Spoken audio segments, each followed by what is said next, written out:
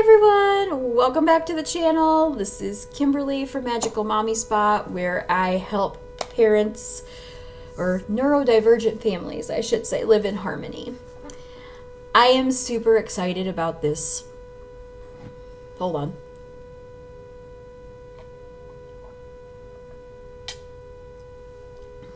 I think we're okay now. Or maybe not. Okay.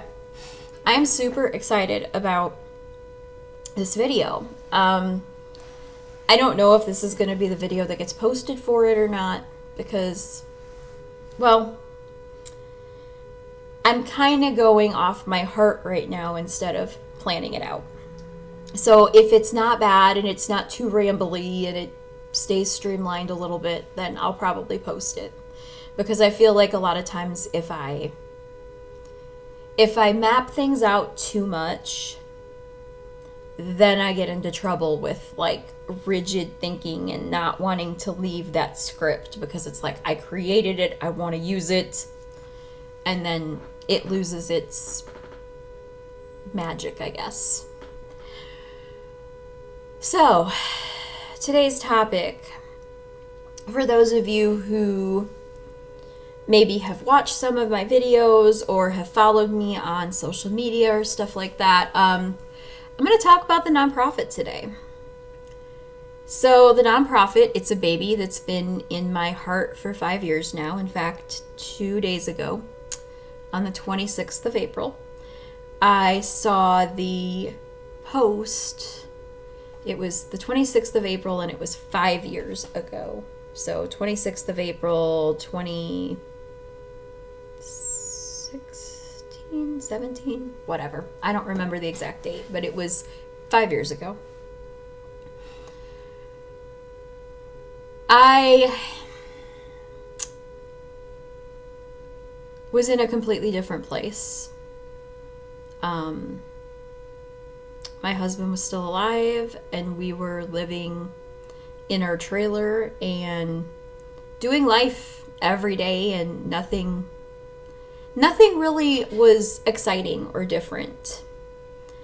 And I think we were both getting just a little bit tired of everyday life being everyday life. And I was trying to work a couple businesses, and it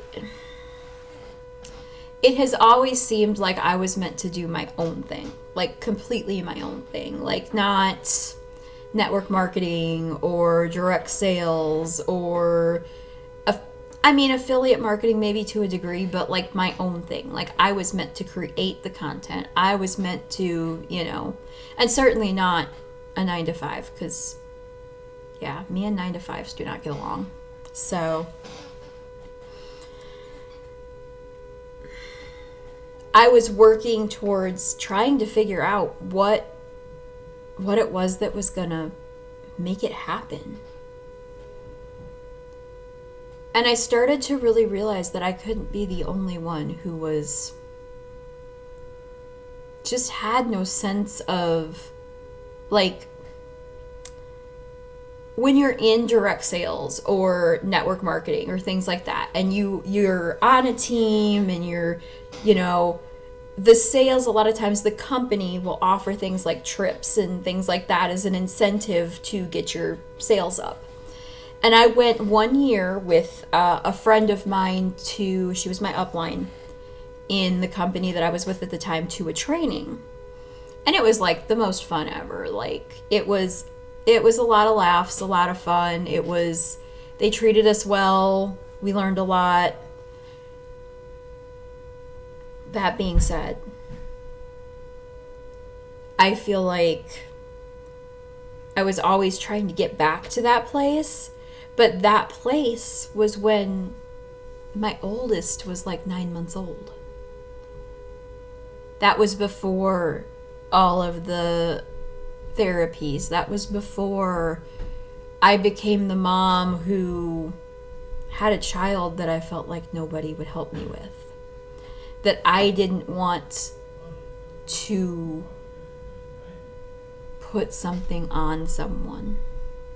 if that makes sense. She was my responsibility. I didn't want her, anyone else to have to deal with the behaviors and the whatever. It was on me. And it felt lonely and exhausting.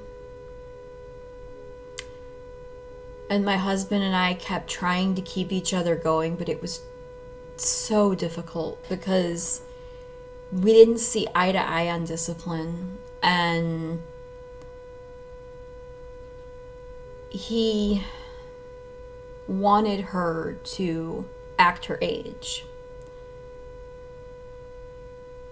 And she was ADHD, which, if you know anything about ADHD, there's an executive functioning gap, which means that, yeah, there's some areas where she's very developmentally on point, but a lot of the mental and emotional maturity is lagging.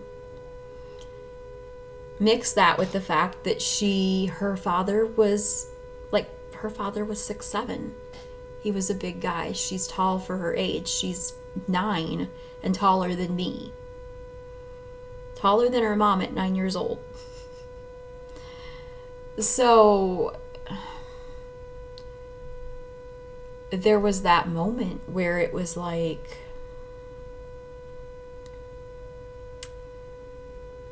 I see this and I want this kind of behavior, but I'm not willing to accept the fact that it's coming, but it's not going to be here when I want it. And we would argue about stuff, and that's not the point of this video, but I always thought if we had people that we could talk to, if we had a community, if we had somewhere that would accept us as the ridiculously wild, crazy, loud, hard to contain, still working on manners in a lot of ways, family, it would be better. It would be easier. Like, that would just be a thing. And after being kind of wined and dined at the training that I went to, I kind of felt like I was always reaching for that feeling of like, you're worthy of this, you deserve this, like. And I feel like a lot of special needs parents, a lot of neurodivergent families go through stuff like that because unless you are in a community where you have that, where you have other neurodivergent families that you're friends with, that you go do things with, that you hang out at people's houses and whatnot, a lot of times it can feel very, very isolating. And then we as parents start to feel like we are, what's the word I'm looking for? Doing something wrong. Like we're failing. Like it's our fault that we're stuck in the house all day or feel isolated or whatever. And that, we just need to fix the problem so that we can go out in public and do the things that normal people do and have friends and, whatever. You can't fix the problem. You can adapt and you can learn to deal with it. And you can change your expectations and you can be patient and you can wait. But as a young family with 3-4-year-olds, whatever, there's no quick fix to it. And so one of the things that I always wanted to do was bring families together that were dealing with some type of neurodivergence. I didn't know it was neurodivergence at the time. I was basically just calling it high-end special needs because I think a lot of times we look at, well, I'm not going to get into that part right now, but neurodivergence in itself is something that makes you feel like an outsider in society. Like you just don't fall in line. Or if you have to, you have to make yourself. It's very difficult and it feels forced. It doesn't feel true. It doesn't feel real. And a lot of times we lose ourselves trying to make society happy. And that's, while I get that there are times and places that we need to be in society and we need to do society things, and I'm not taking away from that. I have all or nothing thinking a lot of times. And so I have went from one extreme to the other extreme, and now we're kind of trying to come into the gray area. It's difficult, but we're working on it. But there's also a time when you need to be able to be yourself. And that's not just by yourself, because if the only time you can be yourself is by yourself, that's a super lonely feeling. That's a super lonely feeling, because everybody in this entire world, human beings, were created for connection. We were created to be able to connect, and to be able to connect in an authentic way. So my heart for the nonprofit started as wanting to give families a vacation, a break from therapies and all of the things, okay?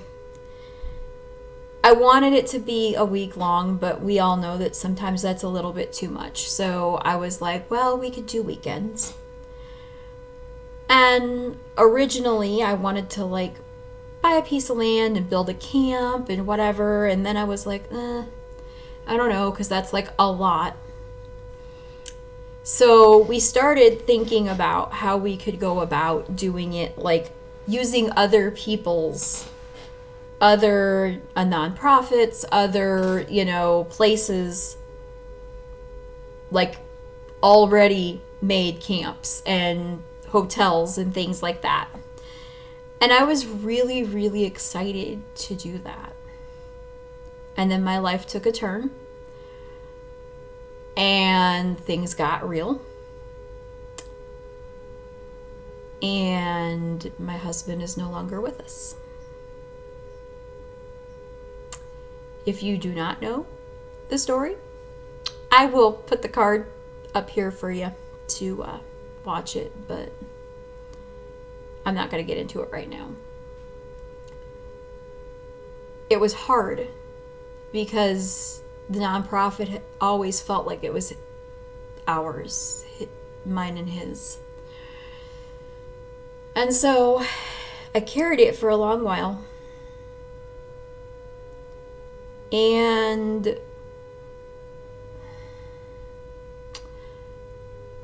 I didn't know what it was going to look like, because now it can't be, in my head,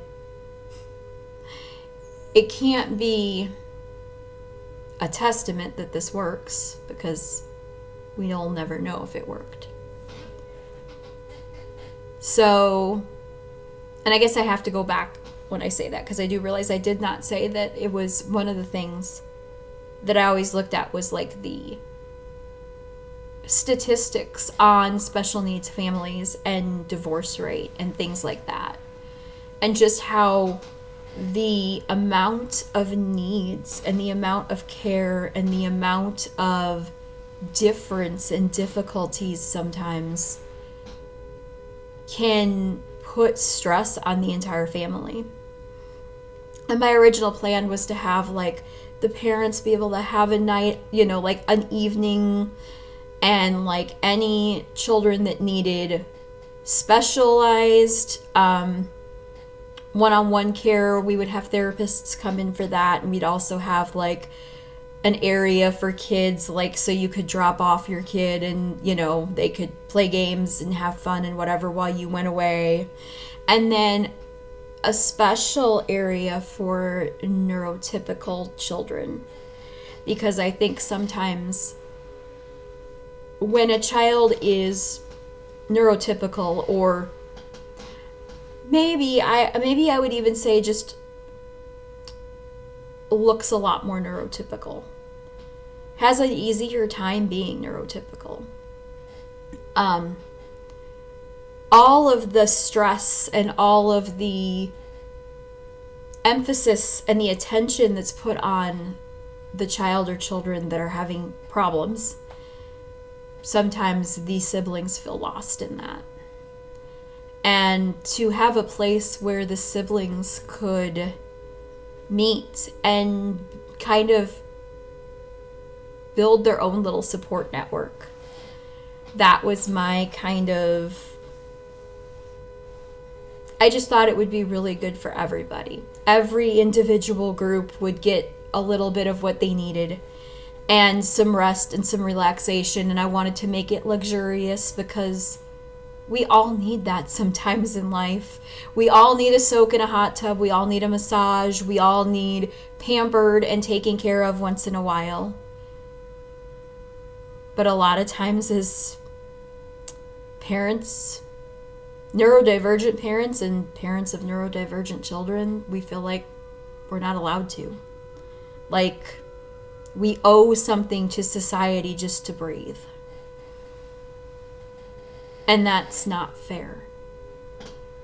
And I wanted to make a place where we were inclusive and accepting, and everybody got to have that moment where they got to feel like they were special and they mattered, and that they are allowed to breathe, and that they are allowed to take up space and exist, and that the fact that their family exists, every single soul in their family exists, is precious and amazing. So I've tried to pick it up a few times since, and it just didn't feel right.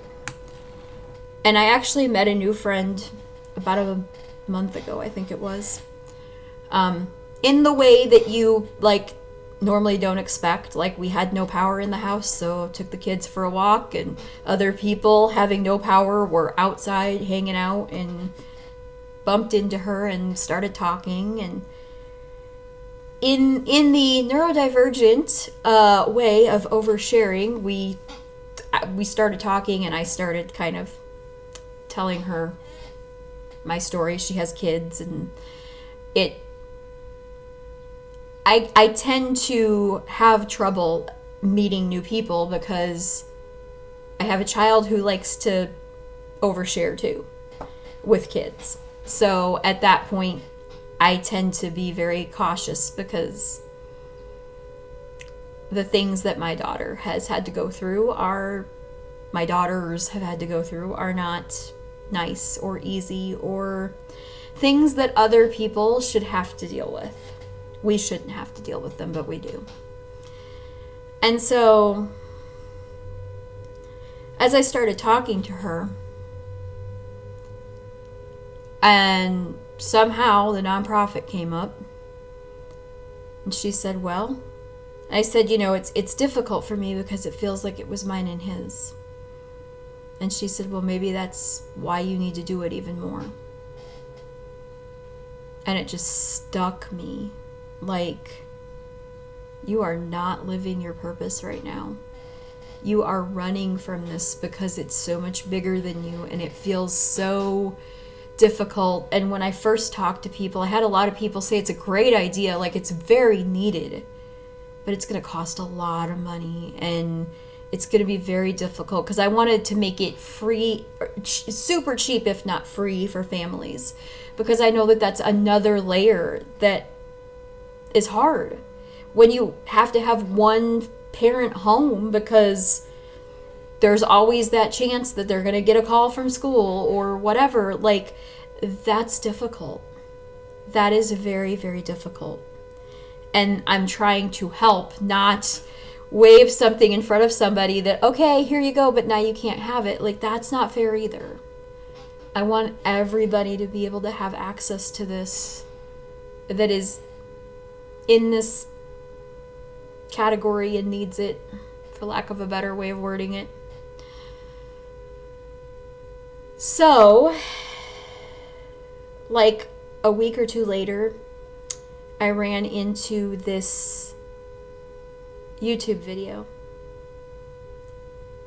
and it blew me away. I cannot tell you how amazing this place is.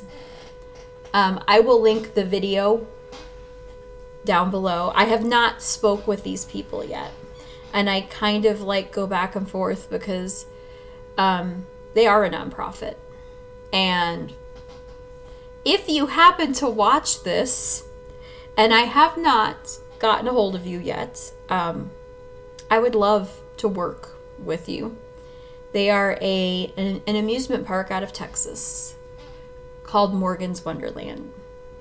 And everybody that I've showed the video to has been like, oh, wow, that is amazing. I just feel like it's like we need more places like that. Like, it's great that there's a place that exists like that, but in the reality of things, it would be really difficult for me to take my kids to Texas right now to do something like that. And I've heard of like people if you keep watching some of the videos on their thing, like you'll hear about people from like Europe and stuff that'll bring kids over, and it's an amazing place. It is. I look at it like, you know, kind of like Disney and places like that, like amusement parks, but you have amusement parks scattered.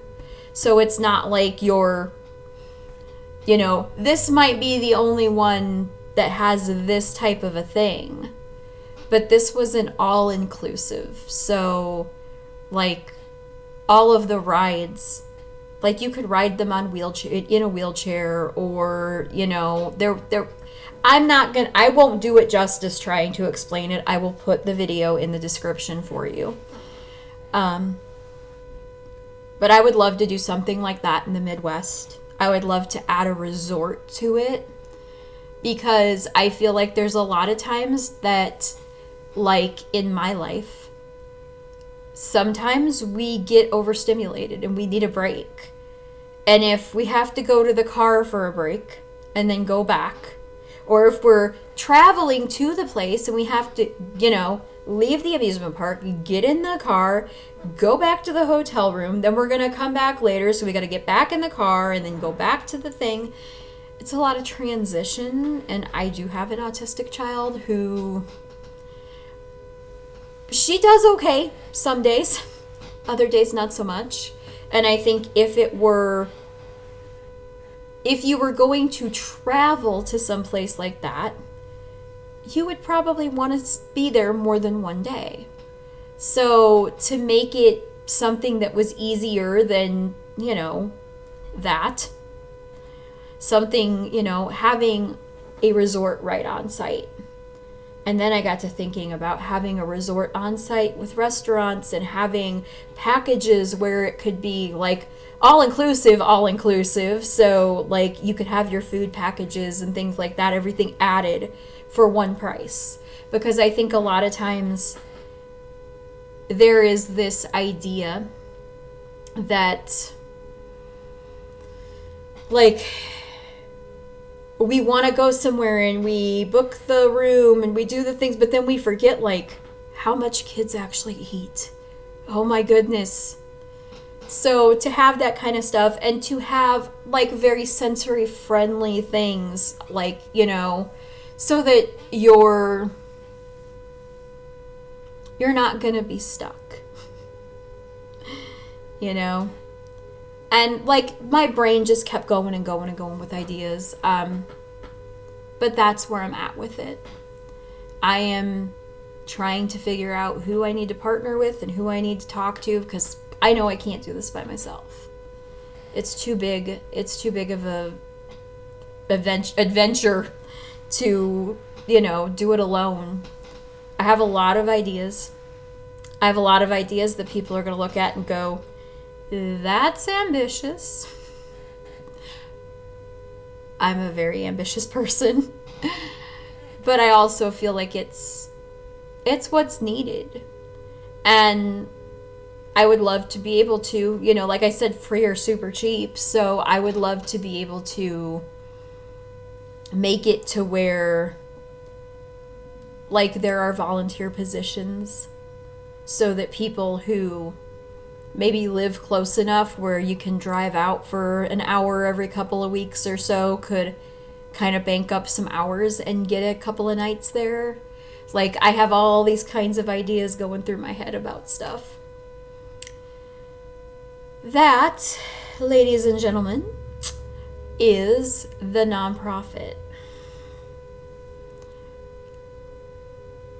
It sounds really big and it sounds really daunting, but it would be so needed and such an amazing break for people who really deserve a break.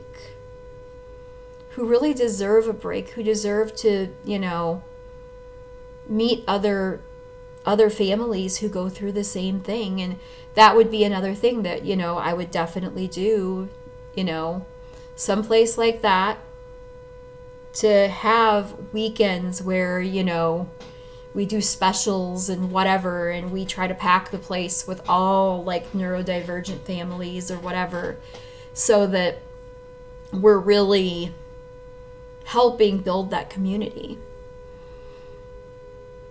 I'm working on building my community on this page and my socials and things like that, to help make it more of a community.